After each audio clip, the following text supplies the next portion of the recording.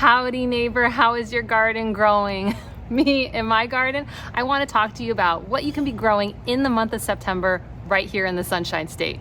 So whether you live in North, Central, or South Florida, this is going to be the video for you. And as always, I'm going to be using my handy dandy Wild Floridian garden planner to help keep me on track and give you the best tips each month. So let's start first with what you could be starting by seed this month.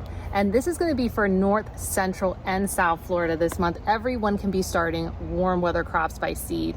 So when I say warm weather crops, I mean things like tomatoes, peppers, eggplants, corn, and beans.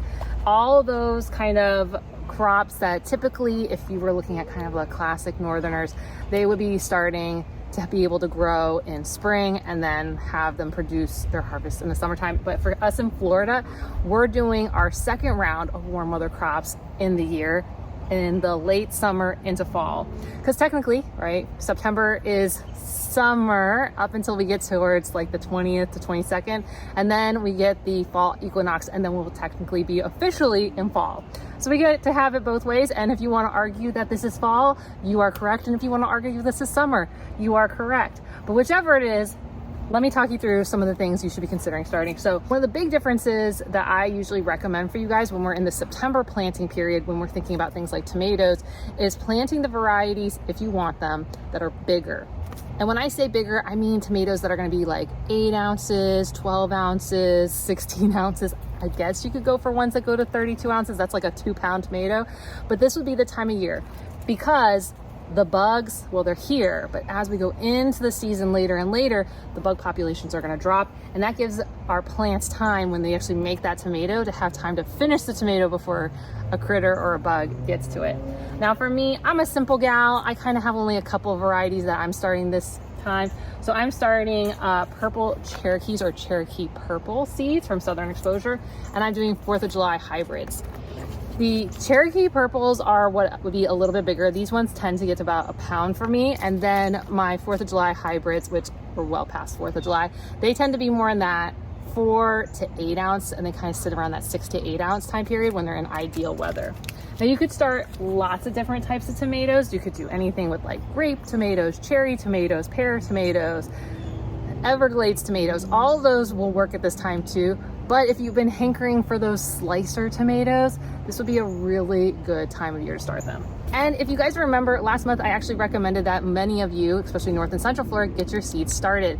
And some of you may be really excited because those tomato seeds came up really fast. That's one of the cool things, or I guess the warm things about this time of year, is that things like tomatoes can start as fast as 7 days. These ones actually popped up in about 5 days for me. And they're already putting on their first set of true leaves. So these leaves right here, that's like just what pops up. And then this first little leaf here, that's our true leaf. So these are my 4th of July hybrids. They've done amazing. Now, while my 4th of July hybrid tomatoes are looking great, my Cherokee purples, well, they're also looking great, but they're a little challenged because of what happens at this time of year. A couple of little bugs, they came and they ate them. So I need to be ready to, and you should be too, if you started your seeds last month, be prepared that it's okay to have to restart in this month. It's not unusual. Actually, this month in particular can be really challenging for seedlings here in Florida because of 2 things. One, the bugs who can come along and just take a quick little snip of our little tomato plants and boom, they're gone. But the other thing is that we tend to get smashing monsoon rains.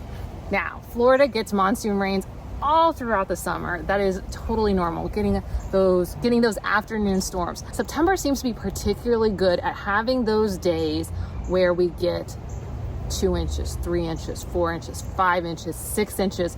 One time down in Fort Lauderdale, 24 inches of rain in a day.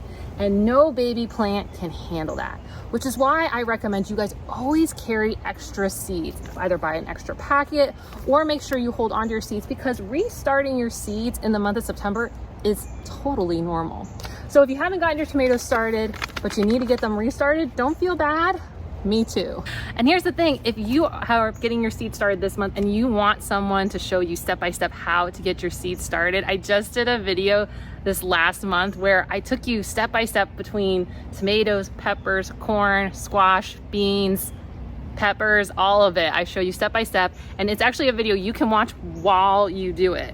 So if you're looking for that kind of hands-on how to get seedlings going like this in just a couple weeks, check that video out. Okay.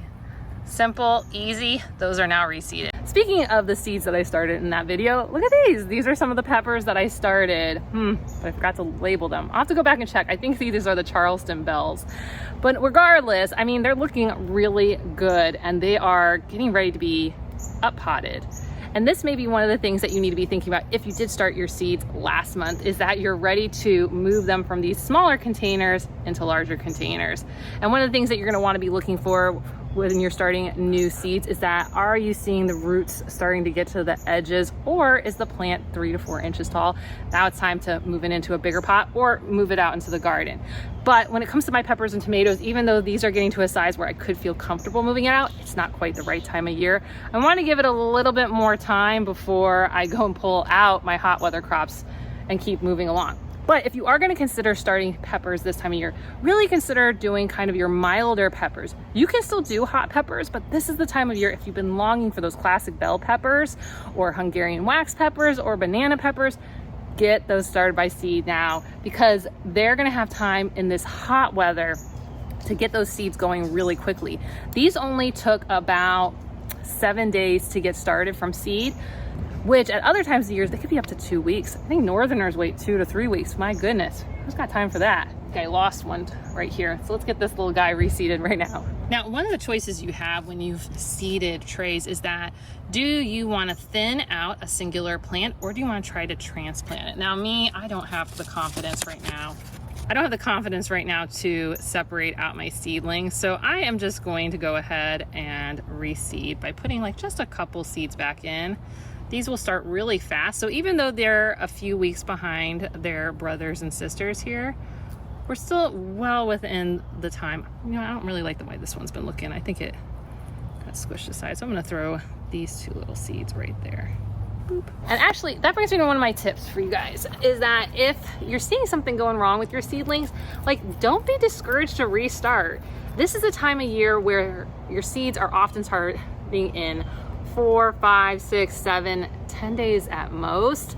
So you can really rapidly go from, ooh, that doesn't look good, I don't know that I really want to keep, like, I'm not sure if it's doing right, just get like another tray started, or just like them and then restart.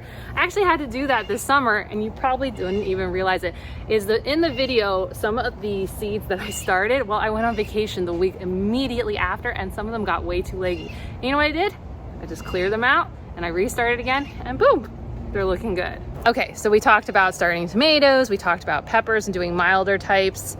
Then also you could be starting things like eggplants, kind of finish off the nightshade families, right? And so eggplants, I started some ping tongue eggplants.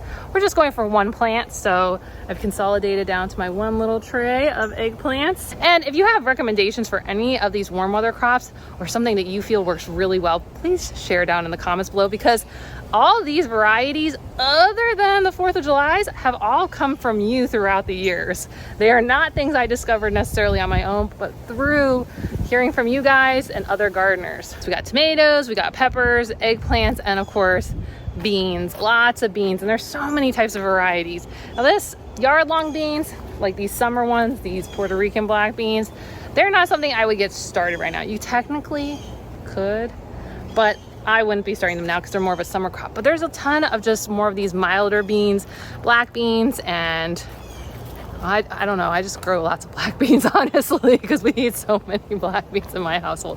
But I know people grow pinto beans and all sorts of varieties. Some of the ones that I've used historically is the Trail Chair Black Cherokee ones, and then I'm trying the Black Turtle beans right now. Well, I'm gonna try them in ground. And that brings me to another tip, is that there are some plants that I would lean towards more starting in trays, and there's some plants that I would say put them directly in the ground. Things like tomatoes, peppers, eggplants, I find start better in trays. Things like beans, squashes, and I'm learning, corn are better to direct sow, but you can start all of them in trays. I have started beans before in trays. See behind me. I've started pumpkins in trays. I don't have any going right now, but will be again. And I've started corn in trays, and actually my corn up front, well, I need to go and backfill some of the holes, but instead of starting some more in trays, I'm gonna actually grab some seeds and we're just gonna go direct sow them right now. All right, let's see how many I'm at. 1, 2, 3, 4. So I got 1 I need to put right there, and then I probably need to backfill right there. That one looks like it's falling over. Okay, so in the middle I had peaches and cream hybrids. So these are ones I started in trays and then I put them as a transplant. And some of them look good, some of them look like they're gonna fall over. And so we're just gonna go ahead and put them in. And that's my biggest recommendation for you guys, is just get stuff going. Sometimes it's just not gonna be perfect, and that's okay. Just go. I'll tell you, this bed was looking good for about a week, and then we had like 4 inches of rain. Everything flopped over and then died. We're gonna go back in and reseed this one. This was also the peaches and cream. And I'm wondering, since some of them seem to have like a pretty decent sized taproot, maybe they needed to go directly in if we're gonna have this much rain. Let's see, I think I'm doing how many rows? 1, 2, 3. So that spot, this guy's tipping. What do you think? I think we need to add a couple. This is the bodacious ones. Okay, so we've replanted those. Next up, let's talk about other things that we need to be considering doing besides just starting seeds. Okay, so we've talked about starting tomatoes, peppers, corn. We talked a little bit about eggplants and beans, what you can plant in trays, what you should do directly in the ground. And really, the big divide, if you're kind of wondering what to plant in ground and what you should lean towards trays besides the list I tell you, it really comes down to seed size. If the seed is small at this time of year, if you put it directly in ground, the odds are less likely you're gonna get a plant that you want in the place that you want it. Because the smashing rains are gonna move seeds around, and when they're teeny tiny and very thin like that, there's an increased chance that like a millipede or some other bug is gonna come around and just bite it. So tiny seeds need a little bit more protection. The bigger seeds tend to put out bigger sprouts very quickly, which is why we lean towards putting them in the ground, right? It's because they're gonna pop up 4 days from now and they're already gonna have roots like this long in a week. So getting them directly into ground can be a really good thing. But you can do it both ways as long as you monitor a lot. That's kind of the big thing, is like if you have a tomato plant that you put in the ground, you're just gonna wanna baby it a bit more. And what I did with the corn is, as soon as I saw that the roots were like hitting the bottom of the tray, I was like, boom, we're just gonna get them out there. So if you're willing to adjust fast, doing it in the other method that's non-preferred, if that makes sense, can be a way that you can get things going in a more controlled method. So that can be kind of the difference of in ground versus in a tray. Now, one of the reasons that I am tending to start a lot of my warm weather crops in trays at this time of year is not just because they need a little bit more protection, but also because I've got these big old hot weather crops sitting in the beds. You remember I told you guys this months and months ago when we were getting the hot weather crops going? I said there's gonna be a time of year where you're gonna have to decide, are you gonna time it out so you can finish your hot weather crops, or are you just gonna get rid of them once you're ready to start transplanting your warm weather crops? Now for me, I would prefer to get some roselles and some cranberry hibiscus. Okra, I'm not as, I only need a little bit to snack on during the summer, but otherwise I think I'm pretty satisfied at this point. So for me, I'm gonna be holding on to these probably for another month in my beds. But you may not have done that, and you may wanna know what other things you need to do in preparation for your warm weather crops. 1, it's time to pull weeds. I don't know about you, but there's definitely some stuff getting into mine, whether it's these Chinese crown orchids or spurge, or I don't know, there's so much stuff that's popping up at this point. So pulling weeds is a really good idea. The second thing is that if you have existing beds, is topping them off with new soil or compost. If you make your own compost, that's phenomenal. Go ahead and put that. For those who don't, you might need to buy some bag soil and just, the other thing is that the next step depends on whether you've grown in them before. If you've been growing crops before, even if you skipped over summer, you're gonna wanna add nutrition back on. So this could be through just doing compost, or you could make a compost tea, or you can get something like, I call it shake and bake, but like shake and feed, and you add that on top, or use your amendment of choice. Some of the stuff you're gonna really wanna add back in is nitrogen, because all these plants are green, and green comes from the nitrogen.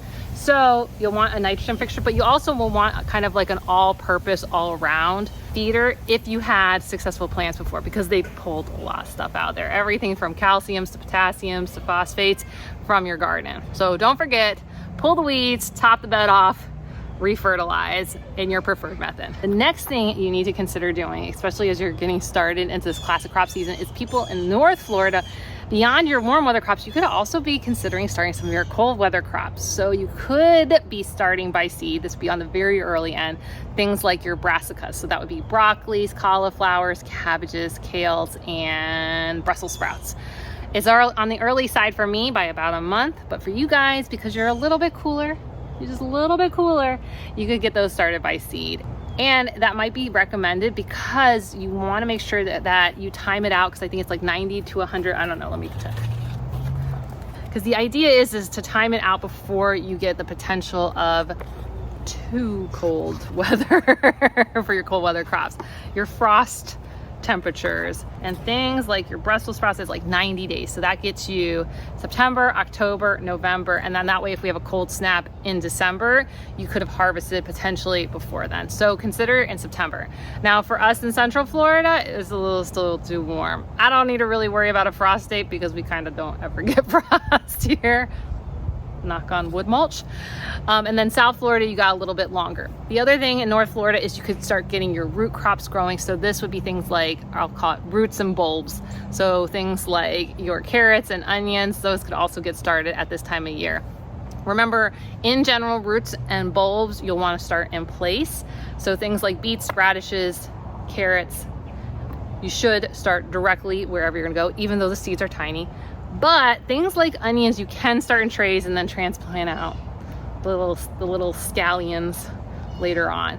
So you have some options with those ones. Me, I'm a big fan of onions, so we will be starting them, but not this month because I'm Central Florida. I got a little bit more time. Other thing that you guys should really consider doing, even for North and Central Florida, is to be going and investigating / ordering your strawberry starts. We are now at about the time where having strawberry starts is going to become really exciting. If you live in Central Florida, you may just be able to drive over to Plant City where all the strawberry growers are. I have heard though they're not ready for us until October, but it may be worth kind of scoping out who you're going to buy them from. I know there's a lot of local growers who are, you know, all about selling those starts to people. So something to consider. And if you're thinking to yourself, growing strawberries in Florida, are you sure? Yeah, because Florida is actually known for growing strawberries. We have a huge strawberry festival in February when loads and loads of crops, dropping my peppers here. So make sure if you do want to get strawberries that you get them in the month of September or early October so that you can get them in the ground. Get your own strawberries. Next tip for you guys in the vegetable garden is to really pay attention to how much rain we're getting. Another inch. At this time of year, it is not unusual to get a lot and then not get any, and then get a lot and then not get any. Because we're heading out of monsoon season and into drought season, we start to have more gaps between our rainstorms. But when they come, they tend to be very heavy. And another thing that plays a factor into this is tropical storms and hurricanes. One, September tends to be one of the most active months for us actually getting hit by a tropical storm or hurricane. But the second thing is it's generally in the Gulf and in the Atlantic a very active time for hurricanes and tropical storms. And it can kind of go both ways on how it affects us. One, if we're on the wet side as it passes by, even if it doesn't hit us, it can just dump so much rain. But on the other side, they can pass and we can be on the dry side and it can suck all the rain away from Florida. It's just like, it creates this very like feast or famine. So I would highly recommend still pay attention to your water needs in the garden, especially for vegetable gardens, especially for seedlings, because while 5 inches of rain in a day can smash them to death, they need kind of more of a low level, consistent amount of water. So just because we got 5 inches last week doesn't mean your baby plants are going to be okay the following week. So pay attention to your rain. In general, keep your sprinklers off for well-established plants because there still will be plenty of water in the ground. But for anything that's a baby, a newbie, a transplant, these tiny little plants, those are the ones you really need to monitor to make sure you're giving even water to. And even if they've gotten a few inches tall, do be prepared to pull them under cover if we're about to get one of these tropical storms. And goodness gracious, if we get a hurricane, I mean, all bets are off at that point. And another thing to do at this time of year that you might not think about is a lot of people talk about spring cleaning. I heard someone else talking about inside your house doing fall cleaning, but I feel like that's so true for us here in Florida. And I don't just mean in the beds, I mean even around the beds. is, well, I'm sure some weeds are starting to like have gotten in and taken off over the summertime. So getting them pulled and under control, and then laying down some sort of natural mulch, whether it's wood chips or pine straw. When I say pine straw, I just mean pine needles, and I'll just a lot of them. Putting it down to suppress out future weeds is a really natural, organic way to keep your soil protected from all the weeds getting in, but also kind of keeping it neat and tidy and aesthetic and easier for you to move around. And me too. So in the month of September, if we're not hit by a hurricane, it's a great time to go and lay a bunch of mulch down. One of the other things to consider doing, getting some pollinator plants in your garden and near your vegetables. Things like your tomatoes, your peppers, your eggplants, beans, and squashes all produce more when you have pollinators nearby. But the thing is they don't have flowers for long periods of time, because what those plants are really trying to do is get you a vegetable. But these plants, well, they're all about feeding your bees and your butterflies. So consider adding some of these plants, some flowers nearby your garden. And actually, some of the ones that do the best are native plants. And I just recently did a native seed starting video for you guys. Again, kind of step by step with hand over hand, so you could see how exactly to do this. And one of the things I'm actually starting for seed for the first time is our native butterfly weed and our native swamp milkweed. Well, intentionally starting them. I've got some spread in my yard without me really trying before, but I'm working on growing these. And at this time of year, this can be really important to have native milkweeds in your yard, because the great monarch migration has started. They're heading out of Canada and making their way down to Mexico, and they do come through North Florida and sometimes will make their way down into Central Florida. And even if the migratory monarchs don't make it to your house, I'll tell you, they never really make it to mine. If you're that far south, you have year-round monarchs. In Central and South Florida, we have a unique ecosystem that allows them to live here most of the year. And having native milkweeds in your garden can be a helpful way to keep monarchs. So you can help wildlife and increase the amount of vegetables you're getting. I feel like this is a win-win. Another one that I started by seed in that video that I definitely think you guys should add is our native spotted bee balm. Spotted bee balm is notoriously positively good at attracting bumblebees and big fat buzzing carpenter bees, which are really, really good at pollinating your squash plants. So if you want pumpkins, if you want butternut squash, get some bee balm near those plants, because they will really increase your harvest. That's how I do it throughout the year. And another thing you can do for something that's migrating, and I'm not talking butterflies, I'm gonna be talking birds, is turning off your lights. This is the time of year, especially mid-September and late September, that the birds are starting to head south for their winter grounds. And the thing is Florida is really important to their migratory path. Many species of birds come through Florida on their way down to the Caribbean and South America, but a lot of species, well, they stop right here. So turning off your lights actually allows them to get either to Florida or through Florida, because they travel a lot at nighttime, because, you know, it's hot down here. I don't know if you noticed. So they can actually use less energy getting to where they need to go by traveling at night. But there's another bonus for you by turning your lights off at night. And it's actually one of the reasons I never recommend putting lights on your garden beds, as cute as that can be. But remember, lights attract nighttime bugs, including moths, and a bunch of pests that a lot of you guys don't like on your vegetable crops are moth caterpillars. So by having lights on your garden beds, or security lights that are pointed this way, or lights from your patio or lanai, or just even light coming out of your house and hitting your plants, can help attract a lot of moths to the plants that they want to eat. A lot of people through the years always are asking me about like tomato hornworms and various different caterpillar type bugs. But one of the things that Ben and I do is we keep our lights off almost the entirety of the year, and we always have them off 9 p.m. and later, just to help reduce light pollution, which is better for animals and wildlife overall, has the added benefit of not attracting these caterpillars that will go ahead and eat my plants. Is that a surprising tip? I wonder what other tips are surprising. And if you want to see even more tips about vegetables, flowers, perennial plants, and fruiting plants that you could be planting in your garden in the month of September, go ahead and check out this video right here. And if you want to keep yourself on track of what to plant and when to plant it, you can go ahead and pick up your Wild Floridian garden planner right here. Okay, I'll see you soon. Bye.